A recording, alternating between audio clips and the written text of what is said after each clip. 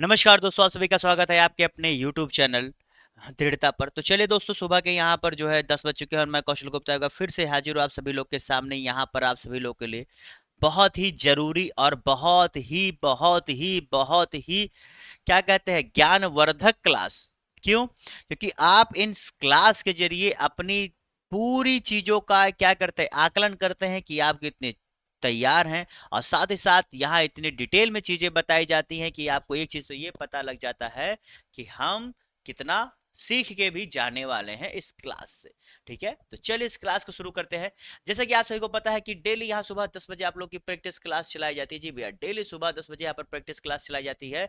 इसके अलावा आप सभी लोगों के लिए यहाँ पर हर संडे को, जी भैया, हर संडे को यहाँ पर क्या होता है, करंट अफेयर्स स्पेशल क्लास चलाई जाती है, जो वीकली आपके महत्वपूर्ण चुनिंदा प्रश्न जो आयोग द्वारा पूछे जा सकते हैं उस आधार पर, ना कि डेली। क्योंकि भैया डेली मैं कहता हूं करंट अफेयर्स इतना भी ज्यादा इंपॉर्टेंट नहीं है।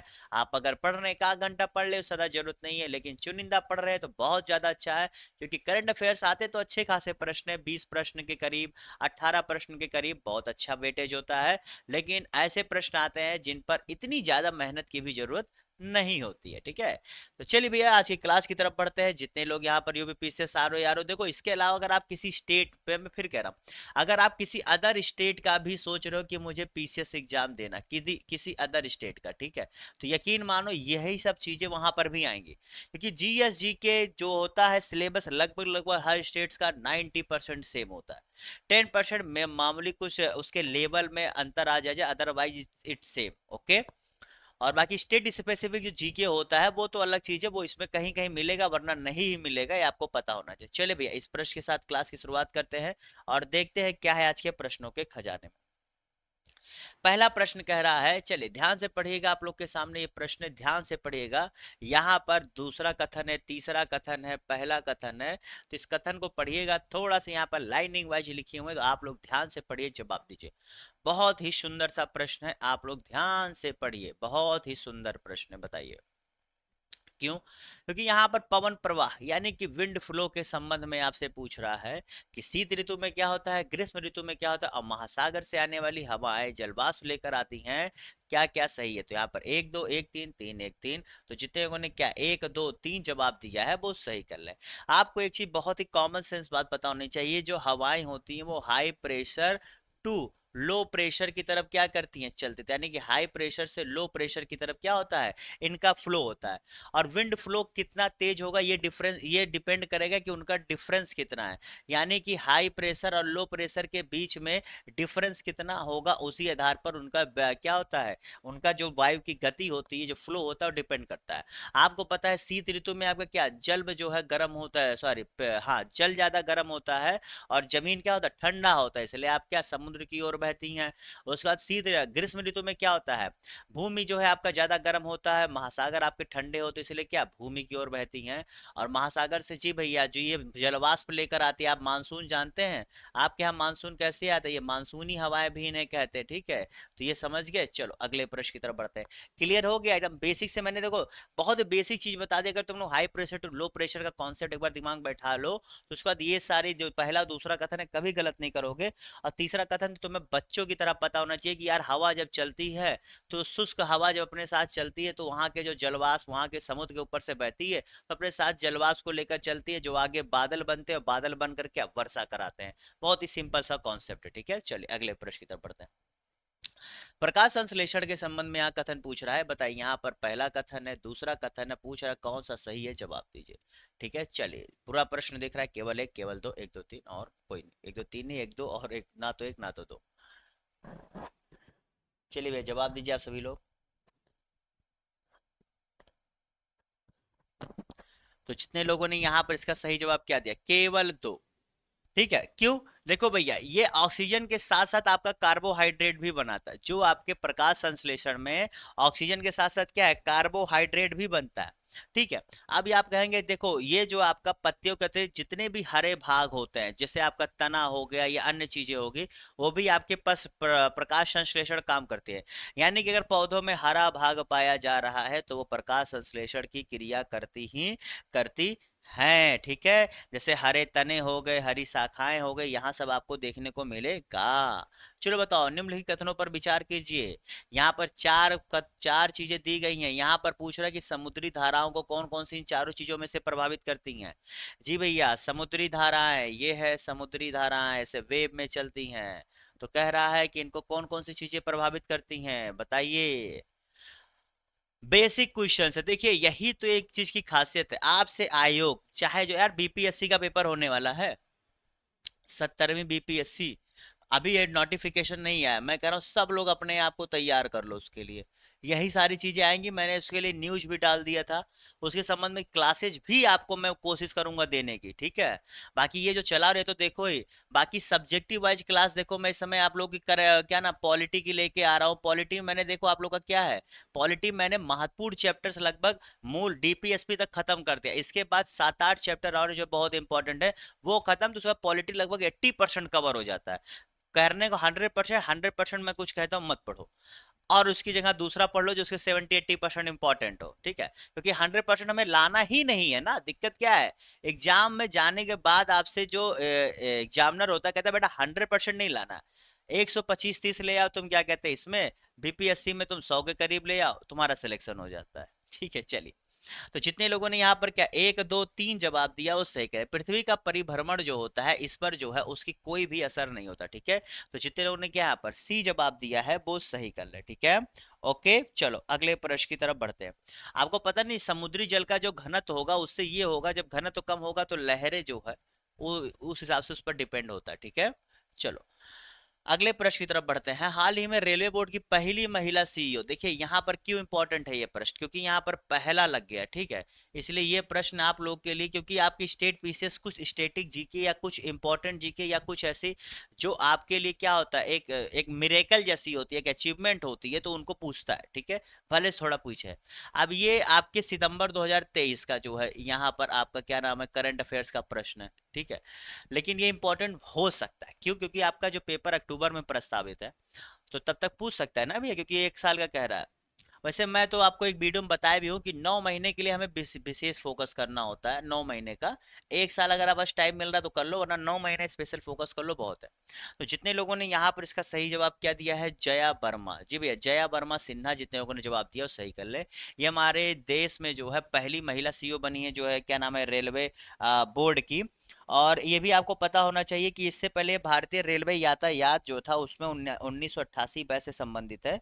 और ये जो है इनका पता है, इनका संबंध ढाका में, जी भैया बांग्लादेश जो है वहां का ढाका जो आपको पता है, वहां पर भारतीय उच्चायोग में ये जो है भारतीय रेलवे के क्या नाम है सहयोगी तौर पर थी। यानी कि उन्होंने ढाका में या क्या कहते हैं विदेश में, मतलब बांग्लादेश में, वहां पर वहां के रेलवे विकास के लिए जो भारतीय उच्चायोग से लोग गए थे उनमें ये शामिल थी, ठीक है।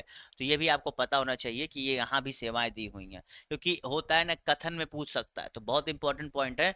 बहुत लोग कहेंगे, सीधे कहेंगे नहीं यार जब ये यहाँ की है तो ढाका क्यों जाएंगे, लेकिन इसीलिए मैंने बताया कि ढाका गई थी भैया, ये भारतीय उच्चायोग के अंतर्गत इन्होंने काम किया था, अब ढाका बांग्लादेश में, ठीक है। चलो निम्नलिखित में से बताइए कौन सा भौतिक परिवर्तनों से संबंधित है, बताइए यहाँ पर इसका सही जवाब क्या होगा।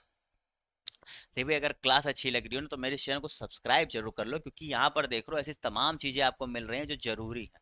तो जब जरूरी है मिल रही है तो सब्सक्राइब कर दो, लाइक कर दो, क्योंकि देखो क्या है, ये सारी चीज़ें मैं आपको फ्री में प्रोवाइड करा रहा हूँ, मतलब इतना फ्री कि इसके लिए तुम लोग हजारों रुपए का, जो मैं आपको पॉलिटी की सब्जेक्टिव वाइज क्लासेज पढ़ा रहा हूँ, इतना डिटेल में पढ़ा रहा हूँ, इतना बेसिक से पढ़ा रहा हूँ कि उसके लिए आप लोग हजारों रुपए की कोर्स केवल खरीदते हैं, समझ में आए।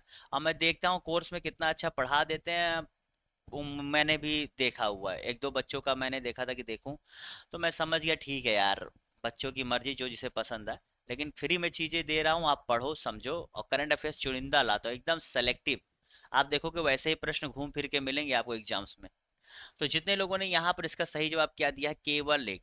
देखिए भैया भौतिक परिवर्तन क्या होता है, भौतिक परिवर्तन वो होता है जैसे आप कागज को फाड़ोगे तो उसके क्या, उसके जो है दिखने में परिवर्तन आ जाएगा, तो वही जो है। बाकी अन्य क्या है, बाकी आपके रासायनिक परिवर्तन है, कैसे, अन्य में जो है आप क्या देखेंगे, रासायनिक परिवर्तन आपको देखने को मिलेगा, ठीक है। तो ये चीज आप समझ गए। तो भौतिक परिवर्तन क्या होता है, भौतिक परिवर्तन वह चीज होती है जिसके द्वारा उसके क्या दिखने में अन्य चीजों में जो है परिवर्तन आ जाए, आकृति में, रंग में, अवस्था में, आकार में परिवर्तन आ जाए। ठीक है, समझ गए? चलो, वो भौतिक गुण हो जाते हैं।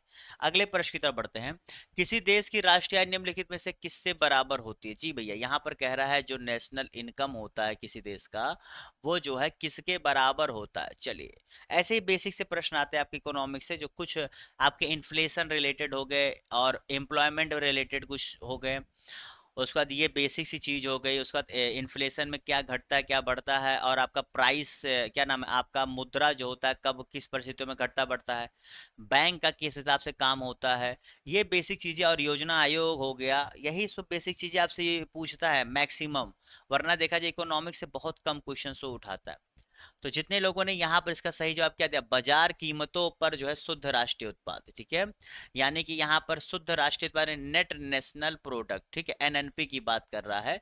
ठीक है, देखो नेशनल इनकम, एनएनपी, और जी, और क्या नाम है इसका, जीएनपी। ठीक है, जीएनआई आपका क्या होता है, एक मिनट। यहाँ पर तीन चीजें जो है आपके लगभग एक ही बराबर होते हैं। नेट नेशनल इनकम, ठीक है, नेट नेशनल प्रोडक्ट, और आपका क्या है, नेशनल इनकम। ठीक है, अच्छा मैं यहाँ पर गलत लिख दिया था, एक मिनट माफ करिएगा। हो जा भैया।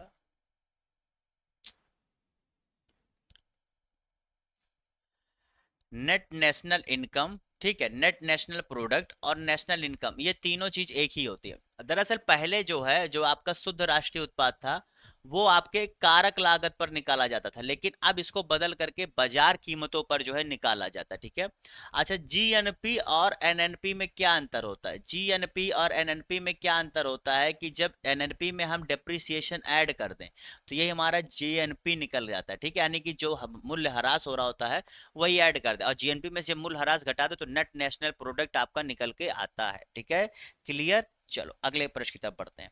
जीएनपी क्या होता है? जीएनपी ये होता है, ये किसी भी देश का एक साल में उसने कितना जो है इनकम प्राप्त हुआ। ठीक है, तो वही आपकी राष्ट्रीय आय भी तो हो जाती है। चलो अगले प्रश्न की तरफ बढ़ते हैं।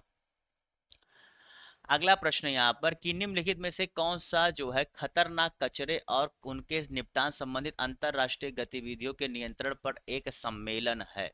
चलो बताओ।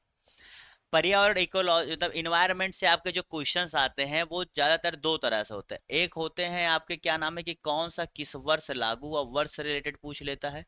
दूसरा, कौन सा सम्मेलन किससे संबंधित है, सम्मेलन का जो है किससे संबंधित है, ये आपसे पूछ लेता है। ठीक है, बस ये दो चीज आप कभी भी कोई भी पढ़िए तो जाने रहे। तो जितने लोगों ने क्या बेसल सम्मेलन जवाब दिया वो सही कर लीजिए। ये 1989 में हुआ था और 1992 में ये फोर्स में आया था। ठीक है, इसके अंतर्गत क्या होता है, ये हर 2 साल में जो है क्या, हर 2 साल में इनकी एक बैठक होती है, जैसे आप कॉन्फ्रेंस ऑफ पार्टीज कहते हैं, वहां पर डिसीजंस लिए जाते हैं। ठीक है, और साथ ही साथ आपको ये पता होना चाहिए जितने भी जैसे आपका चीजें हैं जो प्रॉब्लम क्रिएट कर सकती हैं एक देश से दूसरे देश में जाने पर, उन सभी चीजों को इसके अंतर्गत क्या किया गया है, उन सभी चीजों को इसके अंतर्गत देखा जाता है। जैसे आपका मेडिकल वेस्ट हो गया, इलेक्ट्रॉनिक कचरा हो गया, ऐसी तमाम चीज जिनसे दिक्कत हो सकती है। ये तो मैंने एग्जांपल दिया, ऐसी तमाम चीजें। ठीक है, काफी सारी चीजें। अगला प्रश्न यहाँ पर चलो दिख रहा है, ध्रुवीय क्षेत्रों के संदर्भ में बताइए पहला कथन, दूसरा कथन, तीसरा कथन, चौथा कथन। बताओ कौन सा यहाँ पर सही है, जवाब दीजिए। चलिए भैया जवाब दीजिए, फटाफट बताते रहिए कौन सा यहाँ पर सही है।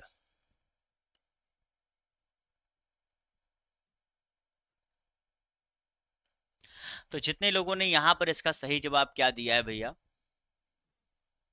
सारे सही हैं। आपको पता है ना कि ध्रुव पे क्या होता है कि पूरा 6 महीना दिन होता है, 6 महीना रात होता है। ये ढके रहते भैया, -37 तक चला जाता है, क्योंकि जब है सिचुएशन तो है, क्या करोगे। यहाँ पर भैया ध्रुवीय भालू, पेंगुइन और बारहसिंगा जैसे पाए जाते हैं। और यहाँ पर क्या होता है, पक्षियों देखते नहीं हो कि पक्षियां उड़ करके, आप कभी कभी न्यूज में पढ़ते हो, मैंने कई बार बताया हुआ है कि रामसार कन्वेंशन भी हुआ था कि उनको बचाने के लिए, जिससे जब वो रामसार आदर्श स्थल बचेंगे तो क्या होगा, इससे पक्षियों के लिए भी फायदा होता है। ठीक है, जो पक्षी अभ्यारण्य भी कहीं बनाए जाते हैं इसीलिए। तो वो उड़ करके क्या, जैसे आप देखोगे कि वो पक्षियां क्या होती है, अपने अपने टेम्परेचर से, अपने जो उनकी बॉडी टेम्परेचर को मिलती हुई हिसाब से वो जो है क्या करती हैं। जैसे आप देखते हो साइबेरिया से उड़ करके आती हैं हमारे इंडिया, इंडिया से फिर देखो अफ्रीका जाती हैं, अफ्रीका से फिर जो है ऑस्ट्रेलिया, ऑस्ट्रेलिया से फिर उड़ करके साइबेरिया। तो ऐसे पूरे चक्र में जाती है कि साल भर वो अपने हिसाब से टेम्परेचर को मेंटेन करती हैं। ठीक है, तो ये चीज भी पाया जाता है। चलो अगले प्रश्न की तरफ बढ़ते हैं। भारत में यूरोपीय कंपनियों के आगमन के कालक्रम के संदर्भ में बताइए। बहुत ही बेसिक सा क्वेश्चन, दो कथन है, बताइए कौन सा सत्य है बताना। चलो जवाब दो, इससे आसान सा प्रश्न क्या होगा।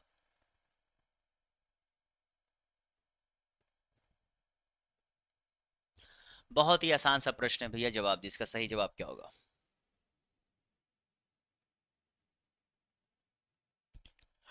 हरिओम। तो जितने लोगों ने यहाँ पर इसका सही जवाब क्या दिया है, सी। जितने लोगों ने क्या यहाँ पर सी जवाब दिया है। देखो भैया, सबसे पहले पुर्तगाली आए थे, सबसे बाद में फ्रांसीसी आए थे, पुर्तगाली के बाद डच आए थे, डच के बाद आपका डच आए थे, डच के बाद फिर आपका क्या इंग्लिश लोग आए थे, ठीक है। ये आपको पता होना चाहिए। डच आपके 1602 में आए थे, तो और इंग्लिश आपके 1612 में, ठीक है। और इन्होंने मसूलीपट्टनम में डाला था पहला, इन्होंने सूरत में डाला था, ये पता होना चाहिए। पुर्तगाली जो है आपके सबसे पहले जो है 1498 क्या नाम है, वास्को डिगामा के साथ जो है आए थे, ये आपको पता है रहे। और 1664 में जो है, एक मिनट सॉरी, ये क्या नाम है, ये पुर्तगालियों ने फिर अपना जो है ये सबसे अंतिम में गए हैं भारत से, ओके। और जो ये फ्रेंच थे, ये इन्होंने अपनी ईस्ट इंडिया कंपनी की स्थापना 1664 में की थी। कब, 1664 में, ओके। ये समझ गए, तो इन चारों का सही कालक्रम आपको पता होना चाहिए। चलो अगले प्रश्न की तरफ बढ़ते हैं। और वैसे जब अंग्रेज आए थे तो उस समय भारत के कौन से मुगल शासक थे, जहांगीर थे, ये पता होना चाहिए, बहुत बार पूछा गया। लोकपाल और लोक के संबंध में कौन सा कथन सही नहीं, यहाँ पर देखो सही नहीं है पूछ रहा, ध्यान से देखो, बताओ कौन सही नहीं है। चलो पर जवाब दो। पॉलिटी संबंधित क्वेश्चन, बहुत अच्छा प्रश्न है, बताइए। बहुत सारे लोग ऐसे टॉपिक्स को छोड़ देते हैं। अब मैं खुद होता तो मैं कहता इतना इंपॉर्टेंट टॉपिक नहीं है, और बोलो मुझसे अगर पूछोगे तो इतना इंपॉर्टेंट टॉपिक नहीं है, लेकिन क्या है, इसीलिए कहता हूं कि प्रैक्टिस क्लास जरूर करो। मैं सभी लोगों से कहता हूं, आप सब्जेक्ट जो विषयवार पढ़ाई कर रहे हैं करते रहिए, ये आप करते रहिए, लेकिन डेली आप जो है जो प्रैक्टिस क्लास चलाई जाती है इसे जरूर से जरूर देखो। क्योंकि आप जो पढ़ रहे हो अगर उसमें से कुछ छूट रहा है तो यही वो कवर कर देता है, क्योंकि ये पूरा मिश्रण होता है। यहाँ पर मैं जानबूझ के हर तरह के प्रश्न लेकर आता हूँ कि आयोग अगर आपसे खेलना चाहे, तो अगर आपको उस्ताद बनना है ना, देखो सचिन के अंदर क्या था, सचिन का मैं पढ़ रहा था कि उसने जब उसका हाथ ठीक था, सब कुछ ठीक था, वो बड़े बड़े जो बहुत तेज गेंदबाज उनके सामने भी भारी बैट से खेलता था, क्योंकि भारी बैट से पता है क्या होता है, उसमें स्ट्रोक बहुत अच्छा आता है। कितना भी तेज गेंदबाज अगर एक बार बल्ले पा गया ना, तो बहुत दूर गेंद जाती है। मतलब आप इससे मत डरो कि ये हार्ड है, हार्ड से मत डरो, आप मेहनत करो, अपने आप को लगा के रखो, सब मिलेगा यार, पहले लगा के तो रखो।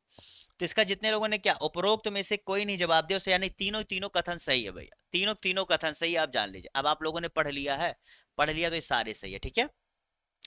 इसलिए डेली प्रैक्टिस सेट जरूर करो। अगर मेरी क्लास कभी नहीं भी आती है तो आप लोग एक काम किया करो, नहीं करते हो जो पुराना उसे रिवीजन कर लिया करो ना। आप में से कितने लोग पुराने को रिवीजन करते हो, कोई नहीं करता होगा। और एक चीज फिर बता रहा हूँ, जिस दिन तुमने रिवीजन को अपने शेड्यूल में शामिल कर लिया, उस दिन तुम ऑलरेडी लाखों लड़कों से आगे हो जाओगे, क्योंकि बहुत बड़ी बदतमीजी होती है लड़कों की। नया खूब पढ़ लेंगे, मन लगा के पढ़ लेंगे, रोज नया पढ़ने कह दो पढ़ लेंगे, लेकिन जब उन्हें रिवीजन करने कह दो ना, तो उनके मैया रे याद आ जाती हैं। वही तो उनकी दिक्कत है, वहीं पर तो फेल हो जाते हैं। फिर एग्जाम सेंटर में जाकर कहते हैं अरे मैं पढ़ा था, मैं पढ़ा था, फिर ऐसे बस सिस्कारी लेते हैं, कोई काम नहीं आता सिस्कारी, पढ़ना पड़ता है। चलो सूची वन सूची टू दिया गया, बताइए इसका सही जवाब क्या है। ये भैया आपके चारों, ये सॉरी ये तो क्षोभ सीमा हो गया। आयन मंडल, समताप मंडल, क्षोभ मंडल, ठीक है, ये आपके तीन, एक चौथा मंडल और होता है, चार मंडल आपके पाए जाते हैं, बाकी उनके बीच में सीमाएं होती हैं, ठीक है। चलिए बताइए यहाँ इसका जवाब दीजिए, इसका क्या होगा।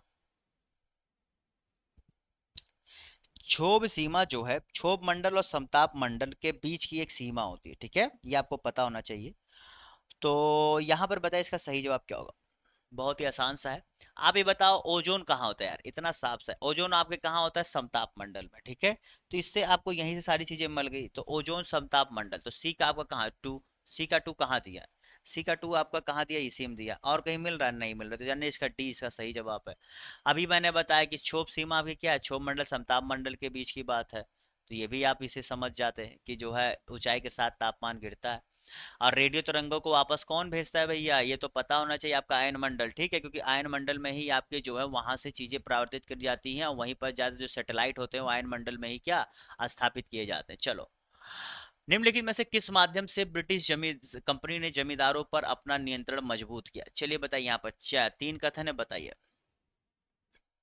ऐसे ही प्रश्न आते हैं, तैयार कर लो इन सब प्रश्नों के लिए। सब अगर देखो बहुत नहीं 20 क्वेश्चन करूंगा, अगर 20 में से तुमने 18 सही कर दिया तो यकीन मान लो बहुत अच्छी तैयारी चल रही है, रोज 18 सही कर रहे हो तो बहुत अच्छी तैयारी चल रही है। बता इसका सही जवाब क्या होगा? तो जितने लोगों ने यहां पर इसका सही जवाब क्या दिया भैया, उपरोक्त सभी, जितनों ने क्या उपरोक्त सभी जवाब दिया वो सही कर ले। जी भैया सारे कथन सही, इसमें कुछ इफ और बट है ही नहीं, कुछ भैया इफ और बट है ही नहीं, ये सारे के सारे कथन सही है। दरअसल जब ये आए थे इन्होंने एक ही काम किया था, इन्होंने एक ही काम ये किया कि इन्होंने कहा कि इनकी शक्तियां कम कम कर दो। जब इन्होंने जमींदारों की शक्तियों कम कर दी तो इससे उनको मजबूर होना पड़ा, इससे उन्होंने क्या, आपको जब मजबूर कर दिया जाएगा तो आप कहीं ना कहीं किसी दूसरे की बात मानेंगे ना, क्योंकि तब आपके पास वैसी अधिकार वैसी चीजें नहीं रह जाती हैं। ठीक है, समझ गए? चलो अगले प्रश्न की तरफ बढ़ते हैं। अगला प्रश्न है, निम्नलिखित में किसका परिवहन रक्त के माध्यम से शरीर में होता है? चलो बहुत ही अच्छा प्रश्न है।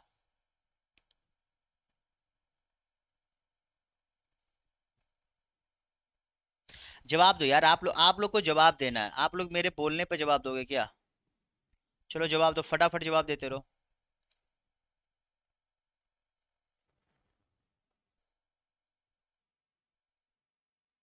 तो जितने लोगों ने यहां पर इसका सही जवाब क्या दिया भैया, डी, 1 2 3। आपको पता होना चाहिए भोजन हो गया, ऑक्सीजन हो गया, अपशिष्ट पदार्थ हो गया, ये तीनों चीजें जो आपके बॉडी में रक्त ब्लड फ्लो होता है उसके जो है क्या करते हैं, इंपॉर्टेंट काम करते हैं। ठीक है, जैसे आपको पता है जो पचा हुआ भोजन होता है वो छोटी आंत जैसे शरीर के अन्य भागों तक पहुंचता है, इससे जो है क्या छोटी आंत से आपके जो है अन्य शरीर के भागों तक पचे हुए भोजन से जाता है। ऑक्सीजन तो आपको पता ही है कि इसका काम ही होता है रक्त फ्लो करना। ठीक है, और उसके बाद शरीर कोशिकाओं तो फेफड़े से जो है ऑक्सीजन आप फेफड़े से लेते हैं, वहां जब ऑक्सीजन जाता है तो अन्य अंगों तक ले जाने का काम भी इसी का होता है। और जो शरीर से अपशिष्ट को बाहर निकालने के लिए, जी भैया जो अपशिष्ट पदार्थ होते हैं जो आपके बॉडी से निकलते हैं, ये क्या होता है, ये भी आपके ब्लड फ्लो के काम में आते हैं। ठीक है, समझ गए? चलो कितना अच्छा प्रश्न था, कितने कम लोगों को पता होगा, बहुत कम लोगों को। चलिए जवाब दीजिए, इसका सही जवाब क्या होगा? इसका जवाब दीजिए भैया, क्या होगा? भारतीय अर्थव्यवस्था के संदर्भ में निम्नलिखित कथनों में से कौन सा कथन सही है? जवाब दीजिए भैया, कैसे कथन सही है? यहाँ पर आपके सामने क्या नाम है, दो कथन दे रहा, बताओ दोनों में से कौन कौन सा सही है? जवाब दीजिए।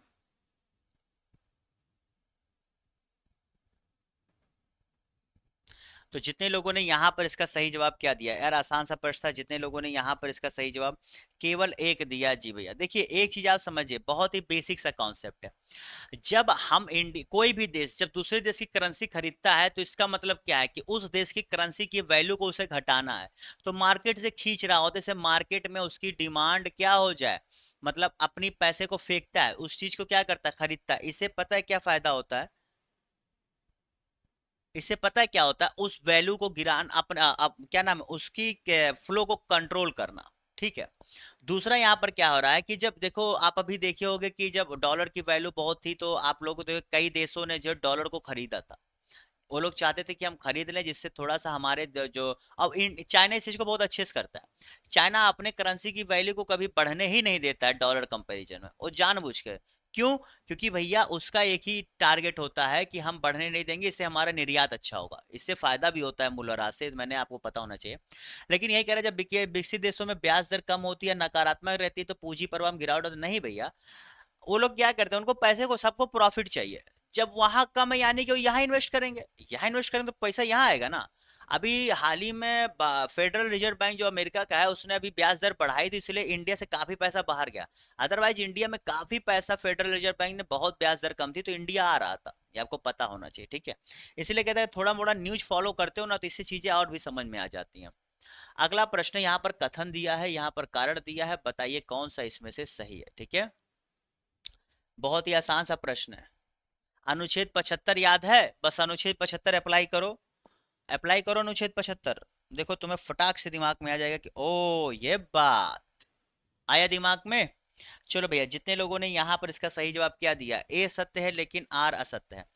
ये बात तो बिल्कुल स्पष्ट है कि हमारे संसदीय व्यवस्था में सामूहिक जिम्मेदारी की व्यवस्था की गई है, यानी कि मंत्रियों को लोकसभा में सामूहिक जिम्मेदारी के अंतर्गत काम करना होता है। ठीक है, अगर कि एक इस्तीफा होता है तो पूरे मंत्रिमंडल का इस्तीफा माना जाता है। ठीक है, संसदीय हर आवश्यक रूप से मंत्रालय के इस्तीफे के लिए पर्याप्त कारण नहीं होता, होता है भैया। आप ये मान के चलिए, आपका जैसे आपका मान चलिए अगर आपने बजट पेश किया, अगर आपका बजट पास नहीं होता यानी क्या, आपका सरकार अल्पमत में है, यानी सरकार गई। अगर विपक्ष द्वारा जो है क्या नाम है, एक मोशन लाया जाता है, ठीक है, थैंक यू मोशन के अगेंस्ट में होता है, मुझे नाम नहीं याद, अगर वो मोशन पास हो गया विपक्ष का, यानी कि तुम क्या हो, तुम्हारे पास बहुमत नहीं, अल्पमत में, तुम्हारी सरकार गई। तो ये भैया बिल्कुल संसदीय हार आवश्यक रूप से क्या उसके सामूहिक इस्तीफे के लिए जिम्मेदार होता है। चलो अगले प्रश्न की तरफ बढ़ते हैं। अनुच्छेद 75 मैंने कहा अप्लाई करो। चलो बताओ भैया, यहाँ प्रथा सूची दिया गया है, यहाँ पर सूची 1 है, बताइए। जागीरदारी, रैयतवारी, महलवारी और जमींदारी, इन चारों के बारे में बताओ, क्या समझ में आ रहा है तुम्हें, बताओ।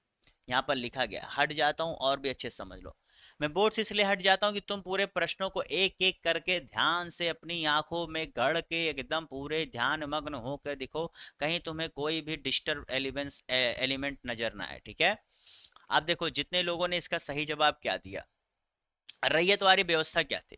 रैयतवारी व्यवस्था के अंतर्गत ये किया गया था कि जो प्रत्येक किसान को क्या कर दिया गया था, प्रत्येक किसानों को जो है उसको खुद के लिए उनका मालिक बना दिया गया था, जो कुछ भी कर सकते थे, ठीक है, समझ गए। उसके बाद यहाँ पर क्या था, रैयतवारी जागीरदारी में बड़े जमींदारों को आवंटित भूमि था। फिर महलवारी में क्या था, इसमें ग्राम स्तर पर क्या नाम है, राजस्व बंदोबस्त। और जमींदारी में आपका क्या था भैया, राजस्व किसानों या को आवंटित भूमि, ठीक है। ये चीज आपको पता होना चाहिए। रैयतवारी व्यवस्था जो है सबसे पहले मद्रास में थॉमस मुनरो द्वारा, जी भैया, थॉमस मुनरो द्वारा मद्रास में 1820 में शुरू की गई थी। ये बहुत बार पूछा जाता है कि किस के अंतर्गत। और महलवाड़ी जो है आपका होल्ट मैकेंजी द्वारा 1822 में, महलवारी 1822 में होल्ट मैकेंजी द्वारा, ठीक है, MACKENZIE, ठीक है, होल्ड मैकेंजी द्वारा किया गया था। और आपको पता है परमानेंट सेटलमेंट जो है 1793 में, सबसे पहले यही आया था भैया, परमानेंट सेटलमेंट 1793 में जो है आपके शुरू किया गया था, जो आपके बंगाल में पहली बार शुरू किया गया था, ठीक है। चलो अगले प्रश्न की तरफ बढ़ते हैं। यहाँ पर कह रहा है कि विचार करें कौन सा अंग मानव परिसंचरण तंत्र का हिस्सा, क्या कह रहा है, नहीं है। यहाँ पर नहीं है कह रहा है, बताए इसका सही जवाब क्या होगा। खून, रक्त वाहिकाएं, हृदय, रीनल, गुर्दा। गुर्दा को वृक्क भी कहते हैं ना। तो जो नहीं है भैया वो आपका बहुत ही आसान सा भाग है 4। आपका जो है जो वृक्क है वो आपका मानव परिसंचरण तंत्र का नहीं, देखो खून का भी मैंने बताया कि परिसंचरण का काम आता है, ठीक है। लेकिन यहाँ पर जो आपसे प्रश्न पूछा जा रहा है वो नहीं है, ठीक है। Okay, clear. ये आपके उत्सर्जन प्रणाली का हिस्सा है, ये आपके कैसे भैया, उत्सर्जन, वृक्क जो है आपके उत्सर्जन प्रणाली का हिस्सा है, ठीक है, उत्सर्जन प्रणाली का हिस्सा है, ठीक है। ये चीज आपको पता होनी चाहिए। आपको पता है ना कि जो परिसंचरण होता है वो शरीर में दो प्रकार की जो है क्या नाम है, रक्त वाहिकाएं होती है, एक धमनियां होती है, एक नसों द्वारा, ठीक है। बस इतना जानो, आगे में बहुत जरूरत नहीं है। अगला प्रश्न यहाँ पर, अरे यार डी ऑप्शन से यहाँ पर, ना तो एक ना ही दो। अब आप लोग पढ़ो, जवाब दो। चारों ऑप्शंस आपके सामने हैं। चलिए भैया जवाब दीजिए, बस क्लास खत्म होने, वांडी वास का युद्ध, द्वितीय आंग्ल मराठा युद्ध।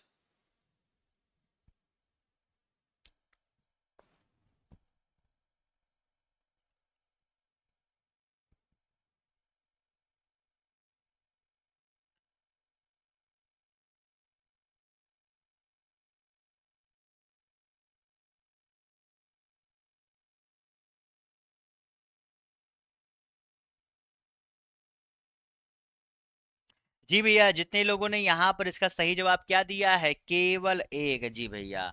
आपको ये पता होना चाहिए कि जो यहाँ पर ये युद्ध लड़े गए थे, इनमें पहले युद्ध में सर आयर कूट ने क्या किया था, इनको हरा दिया था। और इसी के कारण क्या हुआ था, आप देखे होंगे वांडीवास के युद्ध के बाद ही हमारे साउथ में एक अच्छा सा पुनर्जन्म भी देखने को मिला था, ठीक है। तो यहाँ पोर्टो नोवो की लड़ाई थी, कौन से पोर्टो नोवो की लड़ाई, जो 1781 में मैसूर के जो हैदर अली और ब्रिटिश कमांडर सर आयरकूट के बीच हुआ। और वांडीवास का युद्ध उसी के बाद आगे बढ़ते 1760 में हुआ था, जिसमें आयरकूट ने जो है अंग्रेजों ने लाली के नेतृत्व में फ्रांसीसी सेना को हरा दिया था, ठीक है। इसमें क्या होता, फ्रांसीसी सेना को हरा दिया था, वहां पर लिखा भी हुआ है। और 1803 और 6 में लॉर्ड वेलेजली और मराठाओं के बीच हुआ था, तो यहाँ पर लॉर्ड वेलेजली और मराठाओं के बीच में हुआ था, तो इसीलिए मैंने आपसे कहा केवल एक। ठीक है, क्लियर। चलो अगले प्रश्न की तरफ बढ़ते हैं। चीजें एक्सप्लेन कर देता हूं जिससे आपको पूरी एक, क्योंकि हिस्ट्री हमेशा क्या है, हिस्ट्री हमेशा एक स्टोरी है। आप हिस्ट्री को जब तक एक स्टोरी के रूप में नहीं समझोगे, आप हमेशा हिस्ट्री को लेकर कंफ्यूज रहोगे, आप कभी हिस्ट्री को, प्रश्नों को जवाब देने में सक्षम ही नहीं रहोगे। और मैं एक बार आपसे बार बार कह रहा हूं, अगर आप अभी भी वन लाइनर वाली पढ़ाई कर रहे हो, ठीक है, चाहे आप आर यारो देने जा रहे हो, चाहे आप कोई भी एग्जाम या आप किसी भी स्टेट की पीसीएस, वन लाइनर अगर तुम लोग पढ़ाई कर रहे हो, तो भैया बार बार कह रहा हूं, आयोग अब खेलने लगा है, अच्छे खासे प्रश्न पूछने लगा है, कथन टाइप के प्रश्न पूछने लगा है। तो कथन टाइप के प्रश्नों को पढ़ने के लिए डिटेल ज्ञान जरूरी है, इसीलिए आप मेरी सब्जेक्टिव वाइज क्लास देखिए। पॉलिटी में जैसा प्रश्न आपके आयोग ने पूछा था, उससे भी जबरदस्त प्रश्न मैं करा रहा हूं। आप प्ले लिस्ट बनाई हुई है, जा करके देख लो, पढ़ लो, खुद समझ जाओगे कि बड़ी बड़ी बातें सर कर रहे हैं या हम लोग के लिए कुछ अच्छा करके दे रहे हैं।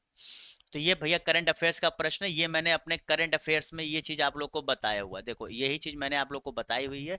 रामपुर में है, रामपुर तो रामपुर है, ठीक है। पहला क्या है, सरद अमृत सरोवर का पहला जो उद्घाटन यहीं पर हुआ है। चलो अगले प्रश्न की तरफ, आज का आखिरी प्रश्न, राष्ट्रपति प्रणाली किस सिद्धांत पर चलती है बताइए। आज की क्लास खत्म, बताइए इसका आज का आखिरी प्रश्न है, बताइए। चलिए भैया जवाब दीजिए, इस साथ आज की क्लास भी यहाँ पर खत्म होती है। तो जितने लोगों ने यहाँ पर इसका सही जवाब क्या दिया है, शक्तियों का पृथकीकरण। जी भैया, हमारे यहाँ पर आपको पता है कि जो राष्ट्रपति है, राष्ट्रपति प्रणाली में क्या होता है कि जो शक्तियां होंगी वो आपके राष्ट्रपति के पास कुछ होंगी, उसके बाद जो संसद होगा उनके पास कुछ होगा, और संसद में जो लोग चुनकर आएंगे वो किसी चीज का निर्माण करते हैं, ठीक है, कानूनों का निर्माण करते हैं, जिनमें राष्ट्रपति या उनको ध्यान देगा अपनी विवेक और क्या कहते हैं, कानून संगत होने पर उस पर साइन करके उसे जो है आगे बढ़ाता है। ठीक है, समझ गए। तो चलिए भाई इसी साथ इस क्लास को ही समाप्त करते हैं। क्लास अच्छी लगी, फिर से जाते जाते लाइक नहीं किया लाइक कर दे, कमेंट करके बताएं क्लास कैसी लगी। और सबसे बड़ी चीज आप लोगों से कि अगर मेरे चैनल को अभी तक सब्सक्राइब नहीं किया तो भैया कर दो, क्योंकि ये चीज आप लोग जान के चलो, अगर आप चैनल को सब्सक्राइब नहीं करोगे तो इसकी क्लासेज होती है ना, वो आप नहीं देख पाओगे, क्योंकि आपको दिखेगा ही नहीं। और जब आप सब्सक्राइब करोगे क्लासेस दिख जाएंगी। बेल जो है बेल दबाइए, ठीक है, ऐसे बेल जो आपका बना होता है इस पर आप क्लिक करिए, तुरंत आपका टर्न हो जाए, और यहाँ पर हर चीज़ की आपको तुरंत नोटिफिकेशन मिलेगी। ये मेरा व्हाट्सएप नंबर है 7905095134। कोई भी अगर आपको दिक्कत हो तो आप मुझे मैसेज करके यहाँ पर पूछ सकते हैं। इस साथ bye bye, tata, see you, फिर मिलेंगे। लाइक कर दीजिए, सब्सक्राइब कर दीजिए, और हाँ जाते हैं इससे पहले आप कमेंट करके जो बताइए क्लास कैसी लगी, और अपने दोस्तों को अगर अभी तक शेयर नहीं करते करिए, क्योंकि हर स्टेट पीसीएस में यही सब आएगा, और हर स्टेट पीसीएस जो जरूरी होगा जिसका एग्जाम होगा यहाँ पर तैयारी कराई जाएगी। ओके बाय बाय, टाटा सी।